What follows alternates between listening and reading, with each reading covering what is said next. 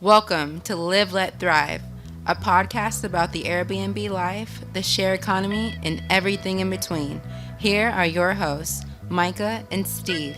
Hello. And welcome back to another exciting episode Of Live Let Thrive. What is up, Myka, man? I am chilling, Stevie Stacks. How you doing? Oh, pretty good. We are at episode 128, are we not? Yes, sir. And we have a special guest. And the special guest wrote me a little lead into reading. A lead into reading, you like that? Okay. And it goes like this. Our special guest is Travers Xanthos, a 7-figure Airbnb entrepreneur and mentor that has a portfolio of 30 short-term rental properties. He has a background in finance and sales and has found a way to not only survive the pandemic, but actually thrive. I love to thrive. During these times, we are excited to host him. I like how you wrote that last part, Travers. How did you know? Yeah, we were going to be excited. Really. I don't know. I kind of it that way. I thought you might like it. We do. I do like it, actually. Can I ask the first question, Myka? Go ahead. Okay, Travers Xanthos. Are you an intergalactic smuggler or bounty hunter, by the way, by chance? Well, yeah, that was before the Airbnb thing. That's what Yeah, I mean, a name like Travers Xanthos, man. That's what I made the name up for. That's an epic name, man. Thank you. So it's Greek, eh? Yep. Cool. Yeah, thanks. Well, we're happy to have you on the show, man, and we know you're going to bring it today. I'm glad to be here. Thank you, guys. Yeah. Yeah, thank you for coming on. So let's get straight to it. Where do you operate your 30 rentals out of? Or your multiple? They're all in Nashville right now. Really? Okay. Yeah, I did a lot of planning. I was planning on, expanding to other cities, but 2020 has kind of changed that path for now. So right now they're all in Nashville. Okay, so you do in the city of Nashville or the Smoky Mountains, or you just dead in the city? All in the city, yep. Okay. All urban rentals. Okay, and you have 30 of them out there. Gee. Yep. So is the market saturated with you having 30, or because it sounds like you might be competing with yourself? Well, it's a huge tourist destination spot. I mean, if you look at AirDNA, Nashville usually comes in the top 5, sometimes top 3 for short-term rental destinations in the U.S. And it's continuing to grow. So there's definitely room for all the short-term rentals that are here, but it's starting to get a little bit saturated, and prices are, starting to go down a little bit. Okay. And what size units do you have? 1 bed, 2, 3? I have anything from 1 bedrooms to 3 bedrooms. So majority of them are 1 bedrooms, but I have a couple more trickled in. Okay. And you buy them? Do you buy all yours, or you arbitrage? I arbitrage most of them. So I have 2 that I own, and I'm building 2 more. Then the rest of them are all rental arbitrage. So I'm a big fan. So what's your? What would be your? Oh man, I'm getting an Amber Alert. What's your strategy for buying? Like, are you just using the money from your arbitrage and then just throwing them into buying, or is that how it works? Yeah, I mean, I'm slowly trying to increase the percentage of properties that I own inside my portfolio. I actually, fell into a pretty awesome deal with the 2 that I'm building. So the regulations in Nashville are pretty tough to get through. Basically, the properties have to be zoned as multifamily. Last spring, I bought a single-family house that's on a multifamily lot. So they're really hard to come by. I scooped it up. I got really lucky in that deal. But as things went on, I started to learn more and more about real estate. And I learned that I was actually able to get a construction loan to build 2 more houses. So the 2 more houses will be able to be zoned in a way to get a short-term rental permit. I got the properties appraised. So the existing house and then the 2 more additional houses.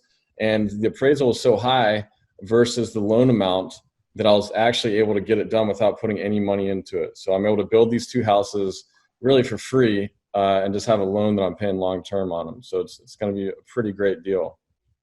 Man, that's a good one. I'm excited about it. That's a beautiful thing. So it has to be zoned for multifamily in Nashville to do Airbnb?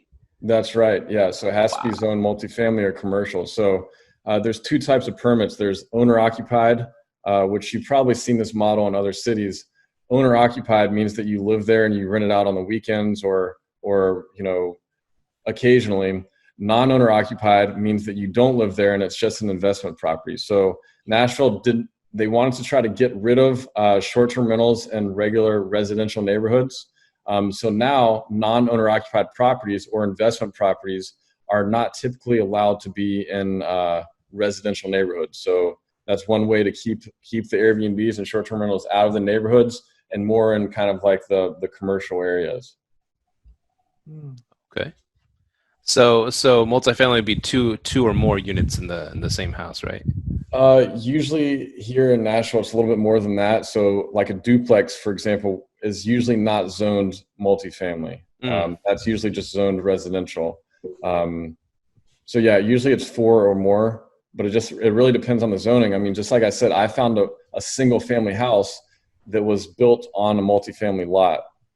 So there are some gyms out there like that. But yeah, it just varies. So do you house hack? Well, when I first started, the first house that I bought, I rented out I had 2 roommates that were paying about $1,000 a month all in. And my mortgage is $2,300. So I was basically living for pretty cheap. So I did that for a couple of years. And now the house that I live in, that I'm in right now, is an owner occupied permit. So I live here most of the time and then I'll rent it out maybe 2 weekends out of the month and that covers the mortgage. Let's take a nice trip somewhere and have it paid for. Well, I'm going to ask Steve's next question. Are you a minimalist? Not quite.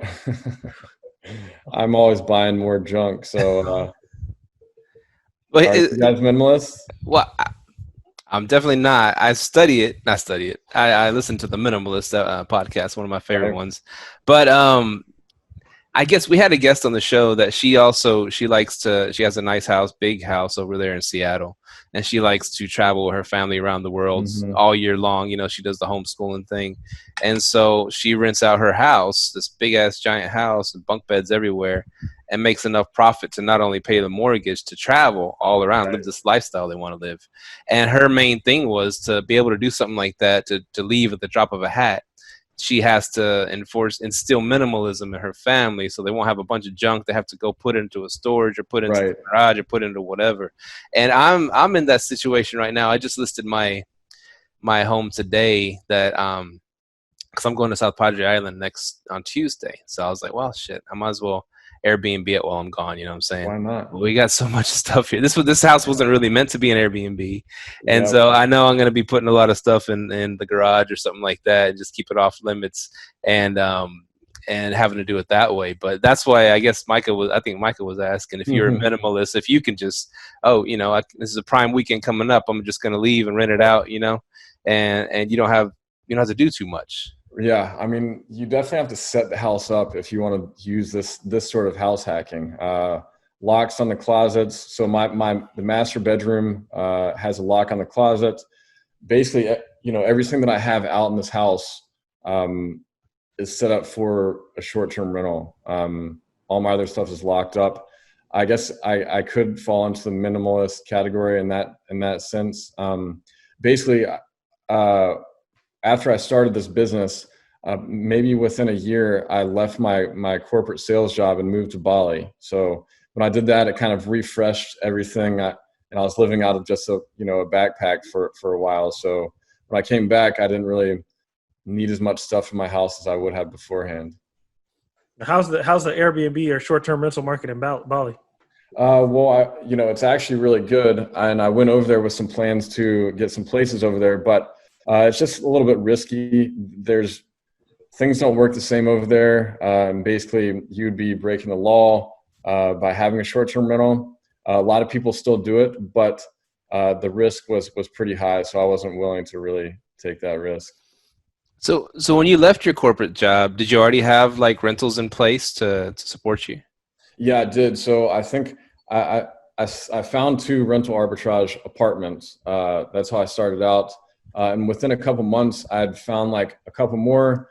I think I had 2 and maybe 2 in the pipeline. And I kind of decided that I was just running numbers and realized that, hey, once these things are all fully running, this is going to cover my regular living expenses. And so then I was like, look, I'm going to keep on growing this business and then leave my corporate job, because I really saw it as a way out. So yeah, when I had two in the pipeline is when I decided that I was going to leave. And then I grew it up to I probably had about 10 by when I actually put in my 2 weeks notice. That's awesome, man.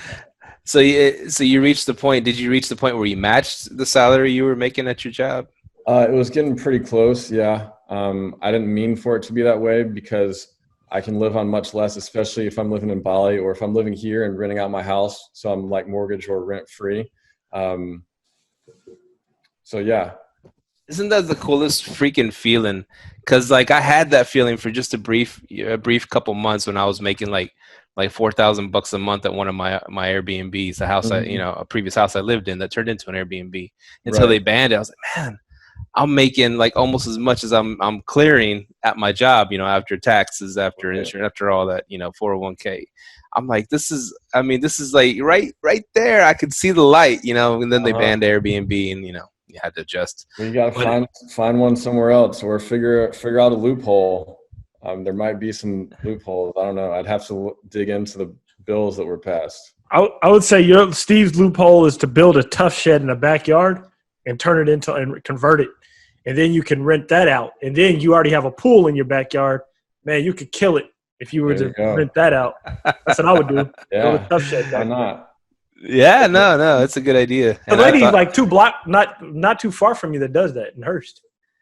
Out of a tough shed, she turned it into an Airbnb. Tough shed into a nice ass. I'm talking, it was nice, man. Wait, so those are allowed, but regular short-term rentals aren't allowed? How does that work? Well, he'd be living there. He'd be living in the primary they have house. A similar like owner-occupied type rule. Yeah. Yeah. Well, I guess here's the issue with that. With Arlington, it's banned totally, completely. So you can't even do owner-occupied in Arlington. Well, what you do in Arlington is you would rent it out to corporate travelers. And then if they're paying, if you build a shed that's pretty nice, you can rent it out for like $1,600 a month. Yeah. That's your mortgage right there. It's good. It's good. But yeah, there's a lot of ways to skin a cat. So real quick, so how did you come across your first Airbnb rental arbitrage, and then how have you like improved your system since then to bag more of them? Yeah, they've definitely improved. I'll say that much. When I was doing my corporate sales job, I had a good year and wanted to buy a second house, and I wanted to do an Airbnb with it. I had no clue really much about Airbnb. I just. And what year was this? This was 2017. Oh, that's the recent shit. Yep. And so I had a friend that did Airbnb. That's really all that I knew. And I asked him if I could buy him a beer to pick his brain. And when I went there, he was like, look, Travers, I don't buy houses anymore. And he explained to me what he did. He's like, I go and find apartment complexes. He told me the permitting rules and the loopholes for that here in Nashville. Just gave me the whole lowdown, how to run the business, how to reach out to landlords and what to say to them and all that stuff. So the next day, I was pretty hungover, and I was like, man, that stuff that Ricky's doing is really cool, but I don't think I'm ever going to do that.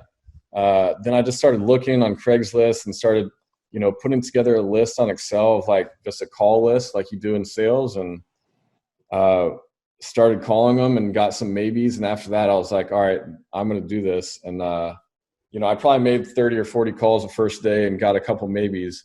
And, that was enough to keep me going. But now I've been able to improve basically my talk track. I know who I'm supposed to be calling, what I need to say, what properties are going to be the most profitable. So now it's more like 50% or even more of the landlords that I call say yes because of these things. So it definitely gets a lot easier the more you do it. Consistency. Yes, sir. Yep, exactly. Now, could you give us an example? Like, let's say you're cold calling me. Am I like the head manager of an apartment complex, or how does it work? It depends. So the easiest ones to get into are individual landlords. So here, where it has to be multifamily, kind of like a gold mine would be a single apartment complex with like 8 units that's owned by like an old lady or something like that maybe doesn't live in town or just has some places that are available. because all you have to do is convince them to rent to you just like a regular long-term tenant. It's harder to call like big apartment complexes that have like leasing agents, because they're just taught to say no. They're like the gatekeeper, right? So they're there to tell you no, that you can't do that. You have to go higher up, go to their boss, which is the property manager, or even higher than that, which would be like usually a regional director, and get in that way. So yeah, and it depends on who you're talking to, what you want to say, but definitely never say Airbnb. You want to talk about things as being corporate rentals, business travel, things like that. Because it's all really the way that you phrase it. And eventually they're going to know everything that you're doing. They're going to know what's going on, but you can't just jump in there right away and say, hey, I want to rent your place and do an Airbnb with it. Because they're going to say no. You have to kind of open them up to the idea slowly. So what percentage do you tell them that you're going to make 20% off the rent, or how does it work? How do you do it? So, there's these big master lease companies out there. Stay Alfred, Sonder. I don't know if you've heard of those. They usually do these big master leases. They'll do like a whole floor of an apartment complex while it's being developed. A lot of the times they'll pay like 20% over regular rental rates. So if the apartment rents for $1,000, they're going to do a 10-year contract that says they'll pay $1,200. I usually just pay the regular rent. So there's enough benefits to the landlord for renting to me that I can just tell them like, look, I'll pay you just like a regular long-term tenant, but I'm going to maintain your property. I'm going to do all these different things. So usually I don't pay more than a regular tenant would. So if it's listed on Craigslist for $1,200 a month, then I'll pay $1,200 a month. I like it. Did you tell them also like you won't bother them with like calls for a leaky toilet or stuff? Small maintenance thing. You tell them that you can handle those problems. Yeah, exactly. And that's what we'll do. We basically turn into like the property manager for them. So we can get things fixed and invoice them back. We can get their approval to get things fixed and invoice them back. If it's low dollar items, we can fix it ourselves so they don't have to be bothered. All sorts of things. But, the real home run is when you can get into a big apartment complex that has a 24/7 maintenance person. So they're able to handle all those problems for you. So with 30 units, I get into my nerd questions. Are you fully automated? Well, yes, but I kind of have it the old-fashioned way of automation, where I just have an employee that I pay that handles things for me. So but then also there's automation involved that makes her job easier as well. So, and that's something. Is your employee a virtual assistant, or there's someone in the state? She's not. She's Nashville, born and raised. I think that it's way better to have either yourself managing it locally or someone that lives there rather than a virtual assistant. If you look at a lot of hosts that do have virtual assistants, if you look at their reviews, they can be pretty low because a guest is really looking to be working with someone or asking for help from someone that is very familiar with the property, that's familiar with the area, that can answer all the questions quickly and actually know what they're talking about instead of just reading off of a piece of paper with instructions, So they don't want something that's cold feeling. They want to feel like they're staying in a local's apartment or house and they're being treated like they're a guest of that local. Gotcha. Cool. And so, because I've been thinking about getting someone local. I'm on the virtual assistant route. And my thing with how much are you deciding, like, hey, how do you gauge how much to pay someone local? Because you're going to have to pay a little bit more. How are you gauging that? I put a lot of thought into how I was going to structure my pay. When I first started out, I was told to pay my employee about 15% of bookings. Once I started to grow and scale up, I did over $1 million in revenue last year. So paying someone $1,500 or $150,000 a year is a lot to manage 20 places. So basically, I've scaled that back a good bit. Right now, I have a combination of a small base salary, including benefits, and then like a 4% commissions, of 4% of payouts or revenue.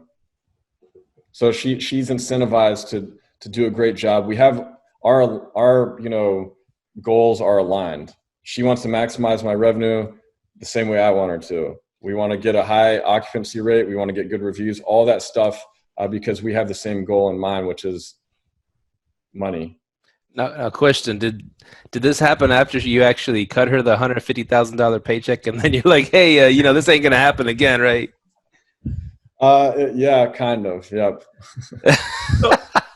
Because I guess my question is your hiring process. How did you find this person, and what was your hiring process? This was my first cleaner. So she was the first cleaner that I hired, the first person that I've ever hired, and she's worked her way up, and now she runs my whole business.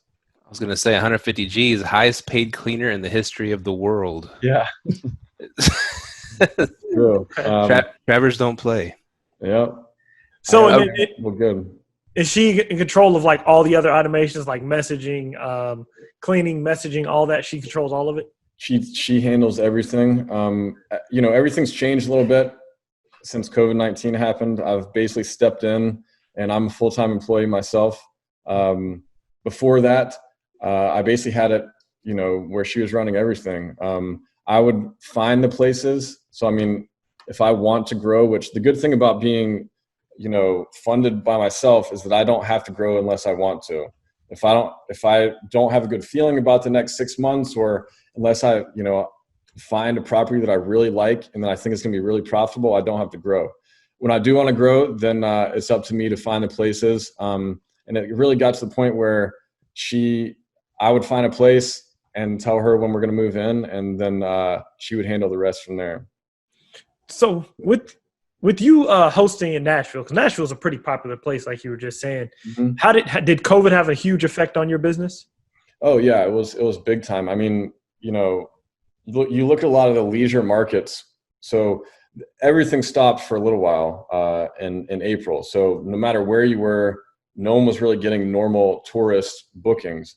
The things that started to pick up first were the leisure markets. So stuff like beaches and mountains. And you can imagine if you're looking to take a trip last month or this month, most people are looking to just isolate. They just want to go somewhere with their family. So they'll go to the mountains or the beach.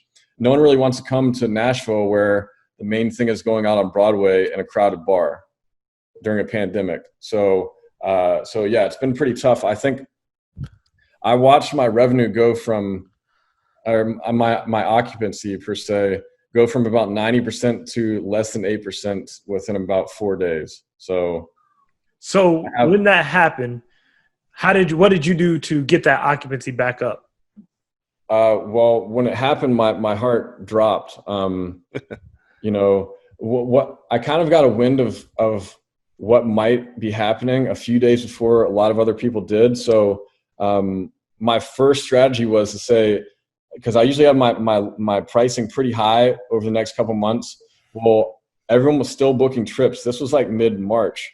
Everyone was still booking trips. So I went and lowered all my pricing basically down to like really low pricing. Like it was like just a couple days before is how low I had it.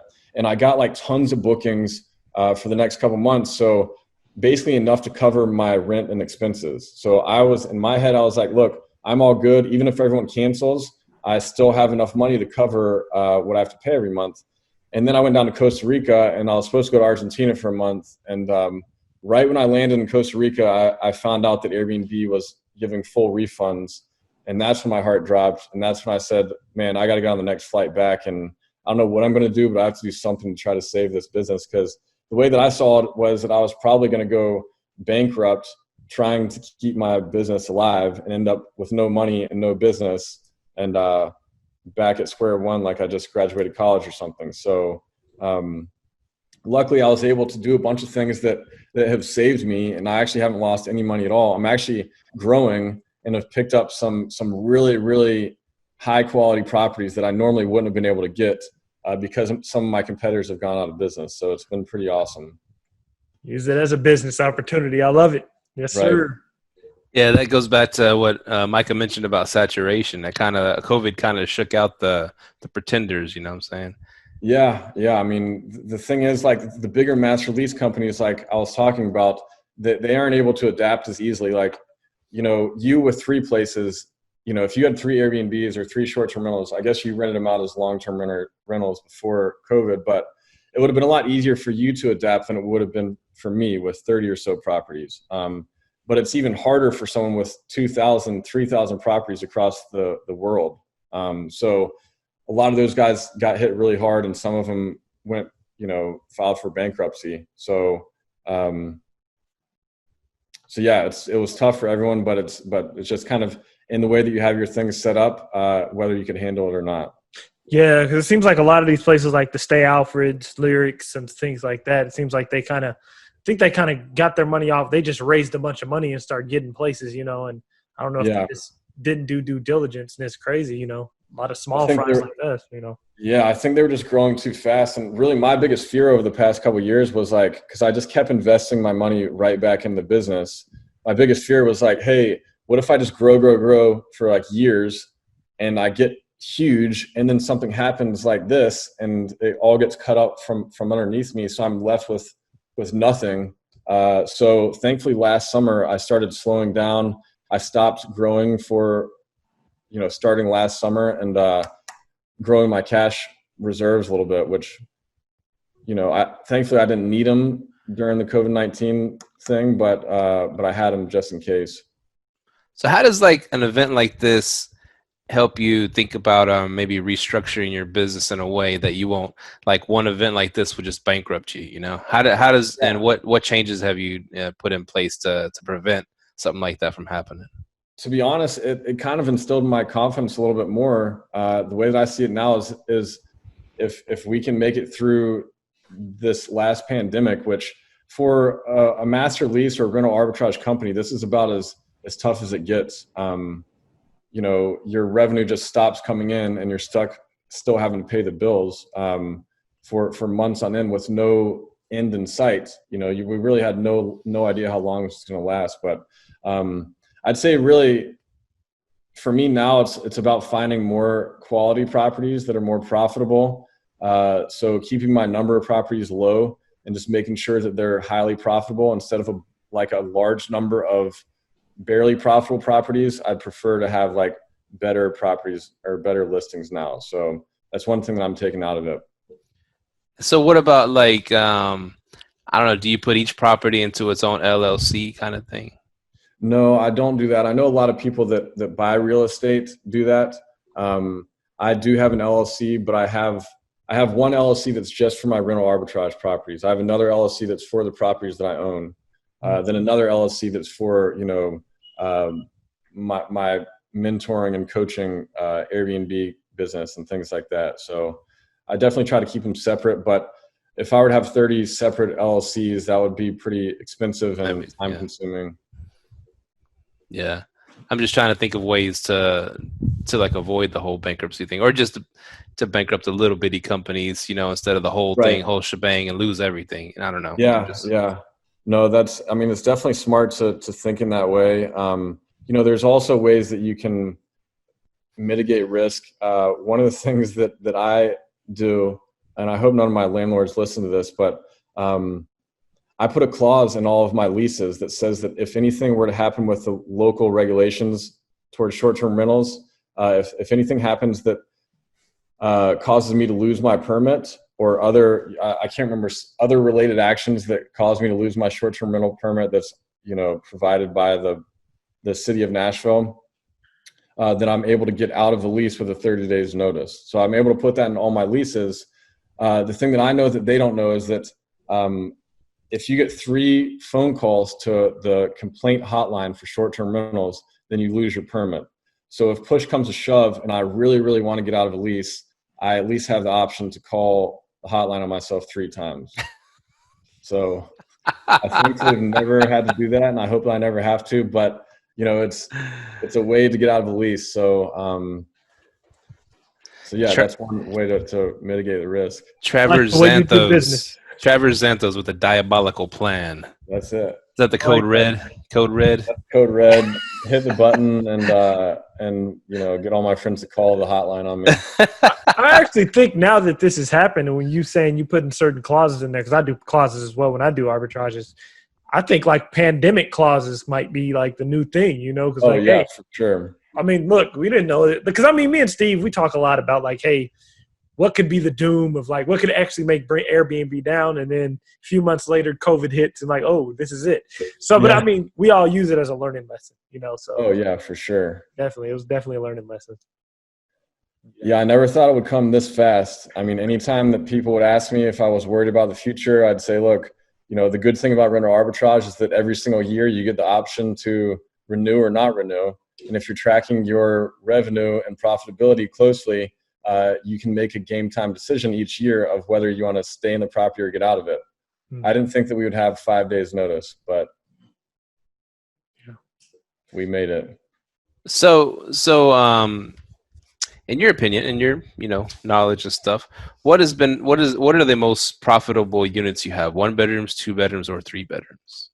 Yeah, and that's all depends on the market. I mean, the 1 bedroom places have really high occupancy with lower average daily rates, whereas the larger places have lower occupancy but higher rates. So I found that my most profitable properties are larger size houses that you own because the mortgage is lower than if you're renting. So those are what do best. I'm trying to grow my properties right now with 2 bedrooms, 2 baths, because most of my properties are 1 bedrooms. I'm trying to grow apartment style, units that are 2 bedrooms, 2 baths, because they tend to do really well here in Nashville. Yeah, I go 2 2s and up, man. That's the best way to go. It's really profitable. And I guess one sort of hack is if you're in a city that doesn't have short-term rental regulations. So I've experienced this in another city where I was able to take one house and basically put a door up and separate it. So that turned in from a 3-bedroom, 2-bath house to a 2-bedroom, 1 bath and a 1-bedroom, 1 bath, 2 apartments. So I was able to do 2 Airbnbs and 1 property with this, the same amount with only 1 rent amount. So that's just a way to increase the revenue and keeping the fixed expenses the same. Yeah, man. Because that tough shed I was talking about, she has a tough shed in her backyard, but she split her garage in half, and she has 2 1-1s in the garage, and then she has a tough shed in the back. Oh, so wow. She lives there for free. Oh yeah, for sure. That's great. Yeah, smart, man. There's so many ways to skin a cat, like Steve always says, man. So many ways. So what is like your corporate sales job taught you about this entrepreneur journey with Airbnb? Tons. I mean, I sold copiers. That was my first job, and it was really tough, just cold calling office buildings and walking into random offices and trying to get a meeting with the CEO of the company all day, every day. Before that, I really was kind of shy growing up. So just the cold calling experience in general has helped me tremendously. With just getting out there and taking chances, not being embarrassed or scared to get a no back. So that's definitely where it's helped me the most. How often was the Rob Schneider skit brought up at your job? Which one was that? Making copies, the copy man. Yeah. We definitely heard that one a good bit. No, that's cool because that's what everybody's terrified is with the cold, the cold calls or the door knocking, stuff like that. It's just that's why most people don't do it, man. Oh yeah, for sure. I mean, my advice to anyone that's younger, that's maybe about to graduate college, is to just take a job, a sales job, an entry-level sales job that's tough like that. Sell copiers, sell payroll, because it's going to serve you the rest of your career, knowing how to do that. That's cool. So how did you go about, what did you tell your boss when you were leaving? So I was on to another job. I was doing healthcare, like software sales. And, he knew that I had the business. He didn't know how well it was doing, but he was very understanding. I just explained to him that I wanted to continue growing that business. And, we're still in touch to this day. That was a couple years ago. And I know that I have a home if I need to go back there. And, everything ended very cordially. Now, here's the thing, like, if we can go back to this real quick about the whole your assistant was gonna pull in 150 G's, and you and you had mentioned, that's a lot of money for just running 20 units. But it reminded me of this. I had a professor one time, and he said that a lot of bosses or owners of a company or something like that will all of a sudden get this like rock star salesperson, and they'll make more money in commissions than the actual owner or the boss or whoever, and then their salary will surpass that person. You know what I'm saying? Right. He goes, and a lot of bosses will get, they'll get like offended by it, and then they'll like try to cap them. And he goes, that's a terrible thing to do. And I'm not saying that, I'm sure yours is a different. I mean, maybe she's not adding units to your mix. Maybe if she was adding more units, she learned the game and she was over here, I got us 5 more units, I got us 10 more units. Yep. Then you wouldn't want to put a cap on her or try to like bring her salary down. Yeah, it's a lot different when you're talking about a salesperson and someone that's managing operations of a business. Now, did you think about teaching her the sales part of it or trying to go get units, stuff like that? So if I was really trying to grow like crazy, then that might be something that I would look into. And I did put some thought into that. I put a plan together to really expand, but I just realized that's not what I want to do. Like, I could go out and find investor money and then grow, but I would rather have this business passive, under control, focused on other modes of generating income, and grow it with my own money. So I've decided to steer clear of that route. Okay. And could you throw at us some maybe some Travers STR hacks? How to set up a badass STR, kind of like to differentiate you from the pack without spending a shit ton of money. Yeah, I mean, so basically what I did is I picked one of those big master lease companies. I reached out on LinkedIn to all of their ex-employees and current designer employees, and actually found one that still works there. Asked her if she did any freelance work, took her out to coffee, and basically just got the rundown of how they do their onboarding and where they buy all their furniture from. So then, if you go look at my properties, most of the newer ones look very, very professional. They look like I paid a decorator. So I would say just find something that you like and just mimic that style. You can order everything online, have it shipped to you so that you can, basically collect everything beforehand before you're supposed to move in. And then you have it all with you so you can move in and have the place ready in 24 or 48 hours. But, just copying the same accent walls that they do, the same throw blankets and throw pillows, similar type of rugs, things like that. There's all sorts of hacks to get things for less in price. One of the things that I've done a ton is go on Etsy and bought the PDF, like you can buy the PDF version of prints. So I'll go there, pay $2.50 for this PDF of this print, and then I'll go to the UPS store and get 50 copies of it printed out, and then on 12 by 18 paper. Go to Walmart and get a $2 frame, and this is like a $50 piece of wall art that I have for less than $4 a piece. So using those PDF prints is really useful. One thing that I do a lot is adding throw pillows, adding color to the room really helps, because what you're really trying to do is get the best photos that you can. So if you can add color, make things stand out. Throw pillows can be expensive if you go to a store like Target or whatever, if you go in person. But if you go on Amazon, you can order a bunch of just the throw pillow cases, pick all these different colors matching off of whatever decorator you're mimicking, and order the cases, then order the inserts. So you're getting maybe $10 per throw pillow. Throw a couple of those on the bed or a couple on the couch, and that really does a lot for the profile picture for the listing. It does. It looks pretty, but they're not really very functional, are they? They don't do much, but they do get bookings. You've seen a long cane poly. Real quickly, you kind of glossed over something, and it's cool, and you're using your skills and your abilities. You kind of reached out to the to the girl that was doing as help setting up the master leases. Dropped into the DMs or whatever, invited her out for some coffee. I think that's pretty clever, man. I mean, some people won't even think of that, Yeah, it definitely solved a business problem for me. I was really struggling to figure out how to improve my onboarding process. And that worked well. I also did the same thing on LinkedIn to figure out how to structure my how to structure my management portion of my business. So I found an ex-employee of one of these companies that basically gave me the full rundown on how the pay structure worked, how like the operations procedures worked, things like that. So it really helped me kind of lock in how I wanted to run my business. Now, was this ex-employee a girl also? It was a guy. Okay. Well, So yeah, I mean, it was definitely helpful.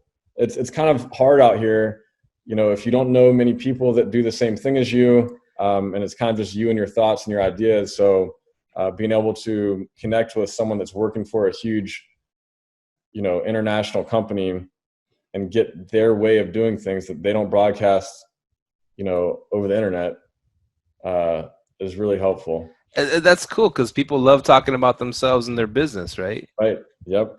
And one thing I'm happy you touched on, and I want to expand on, is when you went to LinkedIn. I'm gonna tell you something. LinkedIn is like useful, man. Like I needed to create a job posting for an interior decorator, and I went to LinkedIn and I just grabbed an interior decorator job posting and I threw it on Facebook and I put my letterhead on it, all my business stuff. I started getting just hits left and right. Hey, I do that. Man, LinkedIn is valuable. You ain't on LinkedIn, man. You can definitely get some valuable stuff. Oh yeah, for sure. It's a huge part for prospecting and sales. I used to use it all the time.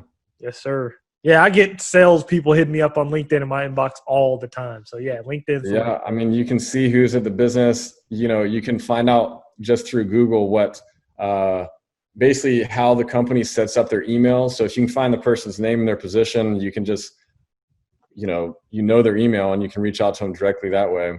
Yep. Love LinkedIn. So what's your big goals, Travers? Is you trying to be a millionaire, or you just trying to you're happy with financial freedom? I'm definitely happy with financial freedom. I want to continue making money and growing my income sources. So definitely millionaire in the path, but I'm not trying to be a billionaire. I don't believe in push. A lot of the guys out there, David Goggins and, that type of mindset.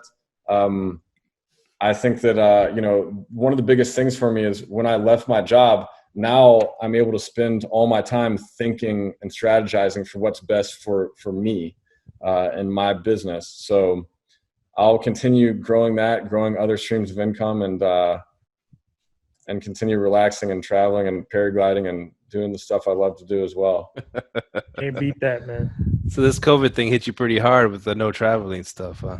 Yeah, it's been pretty rough. My house is rented out for like 2 weeks at the end of July, and I'm trying to figure out where I can go, but it might have to be domestic. Yeah, I'm thinking about taking a little trip down to Miami or something just to get out, man. Yeah. I'm not used to this not traveling crap, man. Right. Where do you like to go?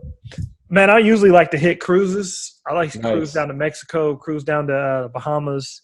I was trying to hit a Jamaican cruise. So, man, it's messed me up. I was supposed to hit New York this year. Oh, man. Well, hopefully you can save some money and do it again soon. Yeah. Things are starting to open back up. My boy's down on South Beach right now. He just posted pictures. So stuff's opening up, Oh, yeah. It's starting to get that time of the year, too. I guess it's always that time down there. Yeah. You get some great deals in New York right now, man. Go. Yeah. I'm good on New York, man. Yeah, you should definitely go there. Yeah, I was thinking New York's the spot, but Miami though, that's definitely looking real tempting. Yeah, international travels are pretty rough right now. I like Barcelona a lot. I like Europe. Of course, my wife's from Mexico, so we go there a lot. But we're holding off on that, so we're just waiting for everything to clear. But we are going to South Padre next week, so I had to book something, man. I had to do something. Yeah, get out the house. I feel you, man. Yep. The stuff seems to be opening up slowly. I'm probably going to be going to Europe or something, hopefully this summer, if they'll let Americans in there. So I know one of the countries will. what? Yeah, want somebody will. Jeez. But yeah, how? So with everything, has everything bounced back for you? And like, have you decided to look at like direct bookings or anything like that? Yeah, I mean, no, it hasn't completely bounced back. Basically, what I first did is, I mean, most of my places are filled with month-to-month renters. They're basically just breaking even for me.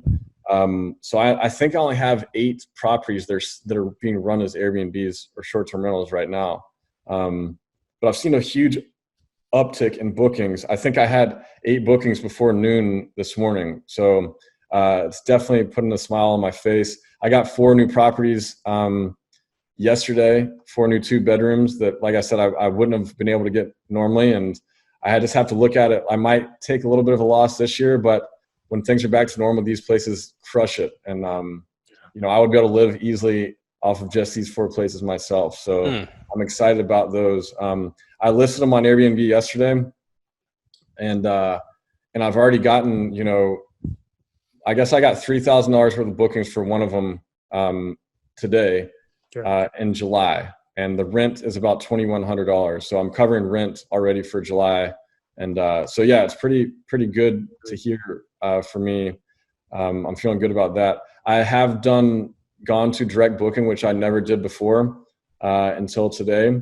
I actually, right before we started this, I was making a social media post on Canva for 20% off for my friends on my direct booking site. So hopefully I can get some bookings through there.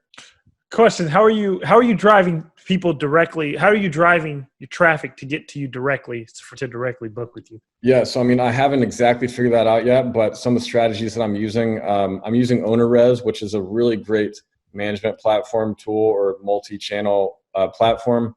One of the things that I'm doing is I'm sending out a lease or like a renter's agreement to all my guests. So whenever they check in, they have to sign this lease agreement or this renter's agreement. But what it's actually doing is capturing their email addresses.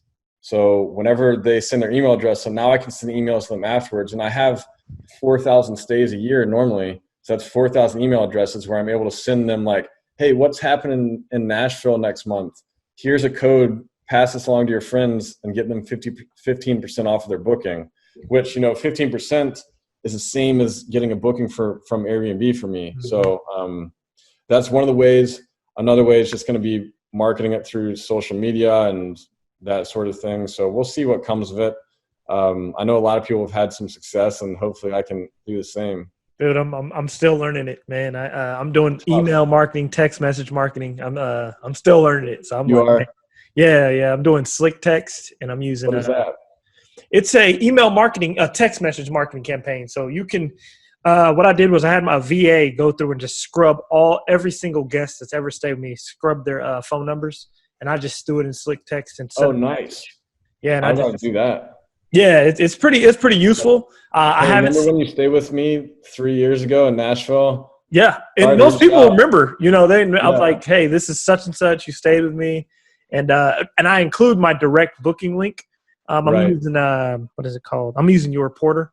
Okay, I've heard of that. I definitely got to set up that way you're capturing emails. I like that. That capturing emails. Well, another thing that I learned too is some people are doing, when you're like in a hotel and you want to use the Wi-Fi and they make you put in your email address to get logged on. Well, you can do that in your short-term rental. So basically, you're not just getting the person that booked the place, but you're getting like all the people that signed onto the Wi-Fi. You're getting their email addresses. Oh, yo, that's a hell of a one right there, yo. Yeah. I like that. That's like anybody who stays in. I can't remember what it's called, but yeah, we got to put that in the show notes. We got to get rid of that's next level. That's what I want right there. Yeah, that's what we need. I was like, because I've been like sitting over here struggling. I'm like, man, I got to find a way to get people like our last guest, Adam Johnson. He's killing it. Like he showed his calendar. It's like 80% direct booking. Really? Man. How is he doing it? He's doing it he literally just sends them a text when they check out. Hey, here's the link to come to my website the next time you're in town. Easy. He's not even doing a discount code or anything. Yeah. I'm like, dang, man, I got to do something, and you get all that automated, right? Yeah. See, I'm like, how do I automate it? Because I'm like, I can't send no text message to everyone, so Yeah, now that's a good idea, especially if you can grab it from the Wi-Fi and it shoots to like a database. Well, then you use like MailChimp or something like that to. See, and I'm using them as well. Yep. You are? Okay. What was that thing that you Slick Text? Yeah, Slick Text. I'm gonna do that too. Yeah, and you just you can create a little text word and they opt in, or you can just go scrub every single past guest and shoot them an email. So you got a VA to do that? Yeah, a VA to just scrub all that. I was like, hey, go scrub every. He logged into the Your Porter app and he just scrubbed all their phone numbers. It was like 1,800 phone numbers that we were able to grab. Only like 10 emails. There was only a few emails, but all the phone numbers. Because the emails usually don't come in. Yeah. It only grabs, Your Porter only grabs the emails if they post their email in the yeah, exactly. Yeah. Mm-hmm. Unless you have like that renter's agreement thing that I see. How does that work? Yeah, it's through OwnerRes. Maybe Your Porter has the same thing, but just set up where they have to, like, I don't really push for it. It says in the email like you have to sign this before your stay, but that's really it. If they don't sign it, I'm not gonna like tell them they can't stay, or I won't even bring it up again. It's just an automatic thing to see, like, whoever signs it, now I have their email address.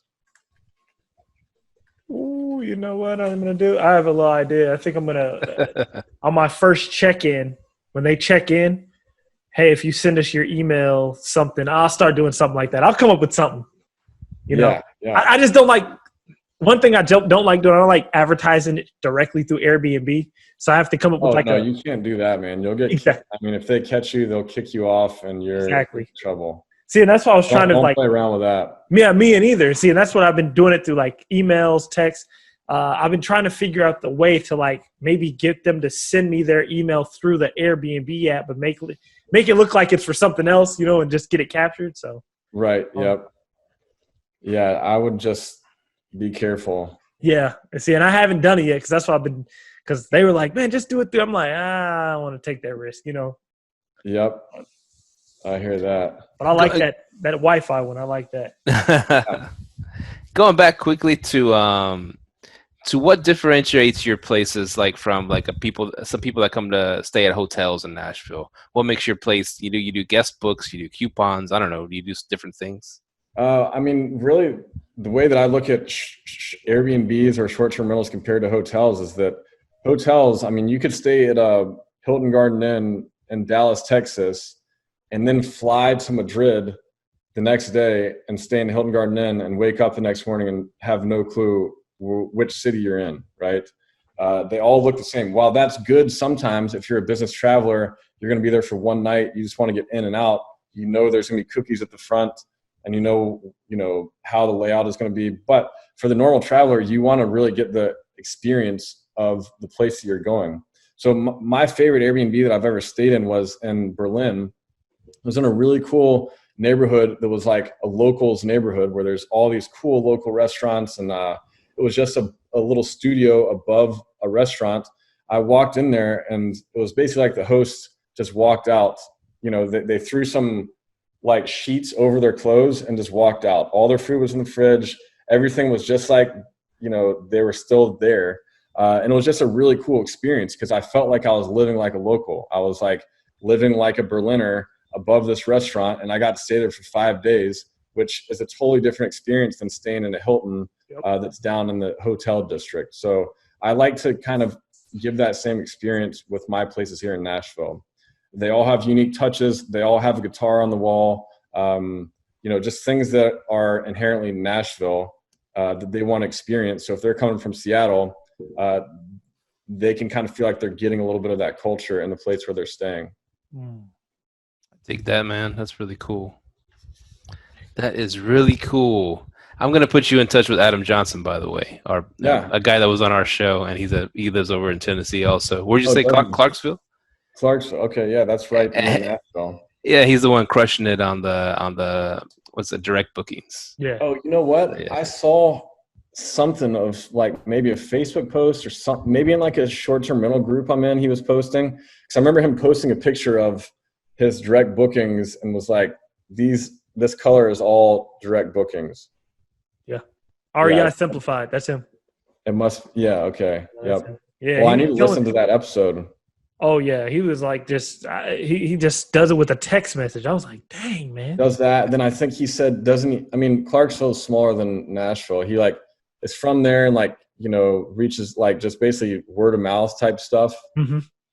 And I have a place that's very similar to his because Clarksville I think is right next to an Air Force base, and I have a couple of listings right next to an Air Force base too. Oh, nice. And one thing I do get I get a lot of Air Force families. Like one lady just told me, hey, the next Air Force family that comes in, I'll let them know about your place. So I kind of get the benefit of that. Oh, nice. Yeah, that's perfect. So, yeah, I'm trying to go as direct as possible. So that's my goal. Yeah, and even the next pandemic for sure. Yeah. And Adam Johnson is the subject to king. So he knows how to get properties under subject to, you know what I'm saying? Instead of having to go through banks to buy them. Yeah. Yeah, he's the subject to king. So you definitely need to get with him on that. Yeah, that'd be awesome. I'd love to connect with him.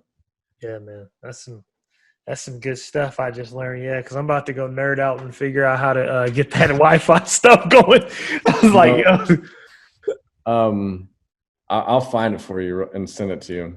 Send that to me because I'll let everybody all the listeners know about that one. That's a smart idea. Matter of fact, if any of the listeners who's listening know about it, send us a message. I want to know what that is. Okay, I got it. It's called Stayfi, STAYFI.com. Stayfi.com. Yep. Oh, I need to figure out how to make this work. Wow, It's called Join the Book Direct Revolution. Oh, really? Oh, man, I like this, man. Collect emails from every guest. Dang, I like that. Yep. Shoot, if your neighbor's hopping on your Wi-Fi, you figure it out, Yeah, I mean, but do you guys, when you go domestically, do you get on the Wi-Fi? Because I usually don't. I mean, my phone is unlimited data, so. No, I don't. I hop on for like my laptop or my iPad and stuff like that. See, but the thing is, though, I haven't had the question in a long time. And hey, what's the Wi-Fi? But it's the same because I send it automatically. But I know people are using it. Think about it. The biggest way I would see the benefited if you put it on the TV. So when people got to watch Netflix, they got to log in, or you just tell your cleaner every time disconnect the TV. I would be so pissed.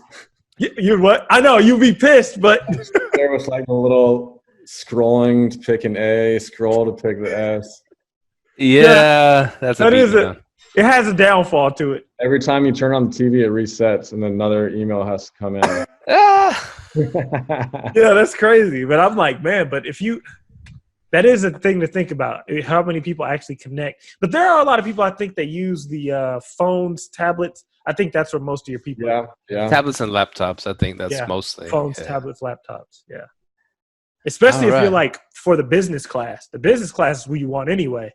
They're going to be on their laptop. Their laptops, yeah. I mean, so I've thought about how to, because like a lot of times I'm only booked during the weekends. So I've thought about how do I get like some actual corporate travel clients and thought about how I could find those. And one of the things was I wanted to go to the airport to like Enterprise, rent a car, and see if I can get someone to tell me like what company sends people to Nashville a lot. If I can find a company and reach out to their HR and be like, look, I'll give you guys, work out a deal. We can set a contract. That could be a way to do it. Because people that don't want to stay in a hotel, they want to have their kitchens and laundry and things like that. I don't know. Just one way I thought of getting in there. One thing you could do, like if you want to find like the businesses that are coming to your area, man, go to a this little trick. There's a trick that my friend told me. He's really big in STRs. Go park your car at the local what's it called? What are those places called? Like the longer term stays, the hotels for the long term stays. Yeah. Whatever they're called. Just go park up there and then there and be like, hey, for the same price, I got you, man. Oh, no. Follow me. He grabs the corporate number off of all their trucks, the construction workers, cleaning companies. He grabs it, puts it in a database, and he just calls their corporate office and tells them about the place. It gets on their housing list. Wait, say that again. He gets the numbers from what? He gets it like their trucks, whatever it is they're coming in. Like the phone numbers if they have them. He just grabs it, puts it in a database, and he just calls their corporate office and be like, hey, I have houses in the area. We have a few more amenities than where your employees are currently staying, and they'll just call them up directly every time they have somebody come. That's great. Yeah. I got to try that. Yeah, I have a bunch of construction workers that are paying weekly, and that's like really saved me during this whole thing. Man, construction workers saved me too, man. Yeah, right? Yeah, they saved me too. Well, because I think they're normally staying in the places you're talking about. And now, I mean, I had these guys like this one super nice 3-bedroom property that I was getting out of. It cost me like $34.50 a month in rent, and it wasn't doing well. And I basically found someone to replace me, but I had to kill 2 months. And so it was not getting any bookings during the COVID thing. So I put some construction workers in there. They were paying like $500 a week, and they had this like really, really nice house. They're getting spoiled big time with it, but at least I was making some income from it. Heck yeah. As long as you didn't go under, man, that's what you got to be thankful for, you know? Yep. Dang. You a Nashville Predators fan? Yeah, I am. I don't make it so much to their games, but definitely a fan. They're a lot of fun to watch, and Nashvillians love them. So they COVID kind of cooled them down. They were on like a hot streak at the end there. Yeah, I know. COVID's definitely put a dent on lots of sports teams. It's all coming back, but there will be no fans, so that kind of sucks. But you know. So are they going to do like college and NFL football? I hope so. I hope so too. I haven't been paying. You're in Nashville, so is that where the Vols play? No, they're out of Knoxville. Knoxville. I'm sorry. Yeah, they're in Knoxville. Okay. I hope so. Man. I don't know. Like the SEC said they're moving forward regardless. I was like, dang, I don't care. Yeah. They're about that life. Yeah. So I don't know. It'll be interesting to see. I know basketball comes back at the end of next month. So Yeah. At Disneyland. No drug tests. They all going to be Disney World, I'm sorry. That's where they're holding it? Mm-hmm. Somewhere over there. That's Somewhere over there. The campus is over there. Anyways, there's going to be no drug testing, I hear, so it's going to be a lot of stoned players playing. Yeah. Oh, they already passed. Oh, that's the NFL who passed it. They don't care. Yeah, that's – Oh, man. Well, thank you so much, Travers Xanthos, for hopping on. Yeah. It's been a great show. Anything else you'd like to add? Anything you'd like to inspire some guests out there or some hosts, fans out there to get started or try it out or, anything like that? Yeah, I'd say, just give it a shot. There's tons of opportunities to take advantage of right now. Some other companies that went out of business and couldn't make it through. So you can pick up their properties. A lot of landlords are having trouble finding tenants right now. So it's a good time to get in there and at least solidify yourself, even if you're going to break even until next spring.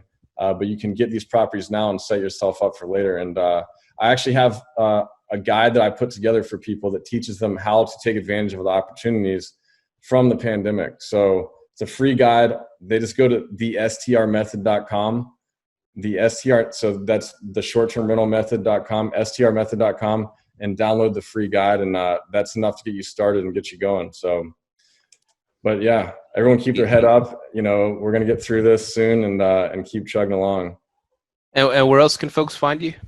So that website or at Travers Xanthos on Instagram. So at Travers Xanthos. You'll probably have to put that in the show notes, but it starts with an X, last name. Hold on, let me get your Instagram right now. Add you up, man.